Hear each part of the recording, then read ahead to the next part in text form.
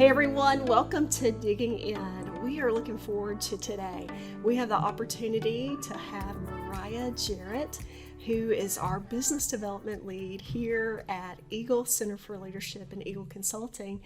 We're looking forward to hearing from her, but I want to welcome Mo. Mo, thank you for being with us today and taking time in your busy schedule to pause and to talk to us today. You're welcome. I'm happy to be here. So Mo and our team, we've been looking at Crossing the Line. We hope you have your copy. We want you to have that. If not, get it. It's got great content in it. We're focusing on grit, and each letter means something, but today we're talking about G, and G is get over yourself. Get over yourself. Well, this lady is a tremendous example of G. We're going to talk about that today. She has grown her leadership over the years and really influences our business development area to grow and to allow us to help more people. And so we want to focus on the pieces of get over yourself. And so Mo is a mom. She is a professional. She is a daughter. She has so many roles that she plays.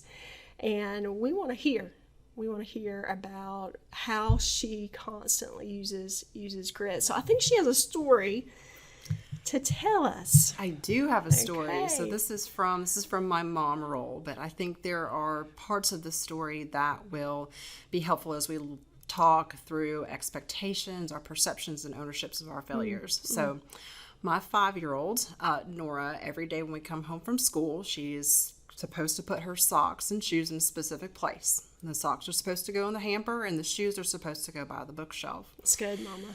It's good parenting, Mama. Well, the other day, this did not happen. She came in, the shoes got thrown in the middle of the floor of the living room, and the socks ended up on the bookshelf next to some books. I let it go. I didn't confront her about this, and I just thought, well, maybe she will go back and take a look and put them where they're supposed to go, because she knows what that expectation is. Well, the day went on, a couple hours passed, and they were still there. So I talked with her, and I said, Nora, where are socks and shoes supposed to go? And she said, well, by the bookshelf and in the hamper. I said, well, did you do that today? And she said, well, yeah. And I said, no. I said, I don't think that we did today. And, maybe perhaps that she forgot. But her perception over the expectation was that, yeah, she had met that expectation. She had done what she was supposed to do. My observance of what she did was the opposite. So her perception of the situation was very different than mine. So, Miss Nora, did she get a pass that day, or what happened? I allowed her to go and fulfill that expectation. She admitted that she owned up to her failure. She did that well, but it's a daily occurrence. So looking for consistency there. Well, we want you to work with some of our spouses and friends. But what a great example of parenting and how you're creating conversation with her to help her know expectations and be able to meet those. So in talking about grit, there's an EQ component to that. There's an EQ component to really getting over ourselves and being able to look at that. So talk to us about self-awareness. Talk to us about your thoughts around that. There is. So you mentioned the EQ component, right? That is our emotional intelligence or emotional quotient. The first most important part of that is empathy. And we are not able to have that awareness without being empathetic. That is a great thought. We have to have awareness in order to be empathetic. A lot of us operate below the line. It's easy and comfortable and familiar there, right? We can do those tasks and that's comfortable. But being able to really provide empathy where we truly can understand another person is a difficult thing and takes us above the line, right? It takes us above the line. So self-awareness is needed for empathy. What are your thoughts on that? So there's a couple different types of self-awareness. There's an internal awareness. That's how we view ourselves. That's how we perceive our goals. It's how we perceive our behaviors. It's how we look at ourselves. Then there's an external awareness. That's how the people around us, our family, our coworkers, that's how they view us.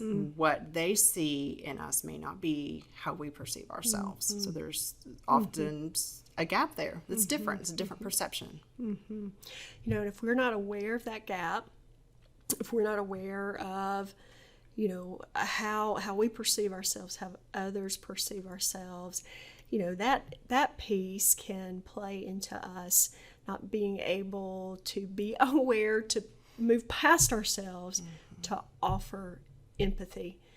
And so part of grit is really being able to practice empathy. And Larry talks about that in his book, practicing that, really trying that. So you have some thoughts on empathy and what it is and what it looks like. So connect us to that. So I enjoy studying the roots of words. I think that it's very interesting how the original intention for a word may have changed over, you know, the centuries, right? So the word empathy comes from a Greek word origin, and the word is empatheia, and that means in passion or in suffering. So, you know, to be empathetic, we got to be aware not just of our own emotions, but other people's emotions as well.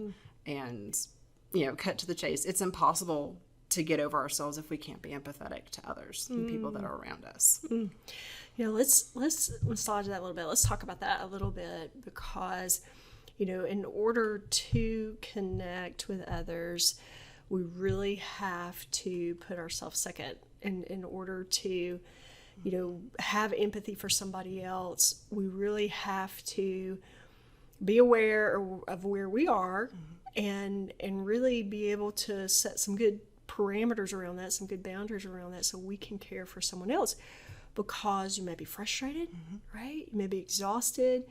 You may be dealing with a huge project with, you know, timelines that are intense, and there's a lot going on. And if we're focusing on all of those things that make up somebody's day in and day out, we miss really having some intentionality and some energy to be able to think about, hey, what's going on in your world? Yeah. You know, what might you be dealing with that if I'm just focused on myself, I'll miss, right? Yes, absolutely. And it's not just even knowing how to be empathetic, but understanding and putting it into practice. It's one thing to understand it on paper and read it and say, oh, yes, I'm empathetic. But to be confronted with a situation where you're truly putting yourself in that other person's shoes and you're understanding where they're coming from, it's different than just on paper. It is. And you're speaking this language, you know, being below the line. Yes. You know, we're not going to slow down to spend energy to have empathy towards other people.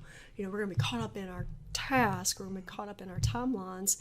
So we really have to cross that line, right? Spend some energy doing that to be able to be above the line, to slow down and have some idea, have some perception. Try to be aware of how other people are responding and really use that empathy. You know, that second piece of owning your failures is part of getting over yourself. Talk to us about that, Mo. So, owning your failures is hard. It's hard. Nobody wakes up and says to themselves, I cannot wait to just own my failures today. Like, that's not something that we want to do. It's not something that we enjoy doing. But using the example of my daughter with her socks, she didn't want to own that. She didn't like it, but she did. As a leader myself, there's been a mile-long list of times I've had failures where I have communicated poorly, I've let down my team, I've failed on an assignment, I've let my boss down. The list goes on. And it's hard. It's really hard to own up to, you messed up. I blew it. Sometimes it's very hard to say that. So how you own up to your failures really speaks a lot to your character and who you are as a person and how other people view you. I think there's a couple important ways that you can own your failures. The first thing would be to be accountable, right? To just own up and say, look, I did this. I messed up. Another thing would be to be honest, just to be brutally honest. And that would show that you have some integrity. Others around you are more apt to probably identify if there's a problem and you either caused it or were directly related to it. They're going to see that. So trying to hide or shift blame is not going to do you any favors, right? Another thing that we can do if we've failed is to just be direct. Okay. Don't beat around the bush. It shows you're relatable and that you're ready to do whatever you can to try to right whatever wrong was in that situation. Those are such good cues and an opportunity to challenge us as leaders to be mindful of what are we doing in those areas and what are others potentially seeing in those areas. So when we own our own failures, when we're aware of that and we can take ownership of that, you're saying we build more credibility with people. We're able to grow our leadership lid too when we address those issues. But it is a hard thing to do. You're right. In some environments, you get punished for that, or there may be something that impacts. And so as a leader, you have to really determine how are you going to use this opportunity to fail forward. How do I learn? How do I grow? How do I use this to grow myself and those around me? Great point. Great point. That last part of getting over yourself is being able to have humility over arrogance, having the ability to be humble with others. So talk to us about humility. So I have another word study for you. So humility comes from a Latin word origin, and the word is humilis, and that means lowly or small. Now, those really aren't words that I would think are characteristic of leadership qualities. I would think maybe big or powerful or strong, maybe even eliciting a healthy fear of those around you would be, leadership, right? Well, looking at some trends and themes as far as what experts say are good leadership qualities, Harvard Business Review had a wonderful article that shared with us a survey from about 1,500 international workers from all over the world, and there were 4 specific qualities that floated to the top of those results. So those 4 qualities that rose to the top of the survey included acts of humility, like learning from criticism and admitting mistakes, empowering followers to learn and develop themselves, acts of courage, like taking personal risks for the greater good, and holding employees responsible for results. There's an accountability piece that people thrived in having from their leaders. 4 great qualities. And being able to be humble and have humility and to actively pursue that. So Mo, you've challenged us today. We need to get over ourselves. We need to be able to look at how are we having empathy for others. Not just having it, but how are we practicing it? How are we actively pursuing that and trying to understand others? How are we owning our failures? Are we aware and are we owning? And how are we choosing to have humility and be able to show that, demonstrate that, act in that direction? So you've given us a lot to think about today, and I want to challenge you to look at how are you leading in this area? Are you getting over yourself? Are you taking time to know where you might need to spend some energy to be able to lead others and be able to invest in them in a different way? So we hope you've enjoyed today. Thank you, Mo, for all this insight. We appreciate it so much, and we challenge you to go dig in and make a difference.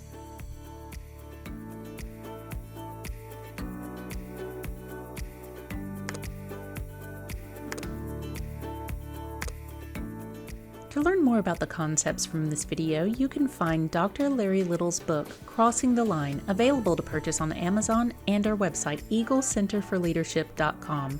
You can also find the podcast, Crossing the Line with Larry Little, available on Apple Podcast, Spotify, or online at eaglecenterforleadership.com. Thank you for watching.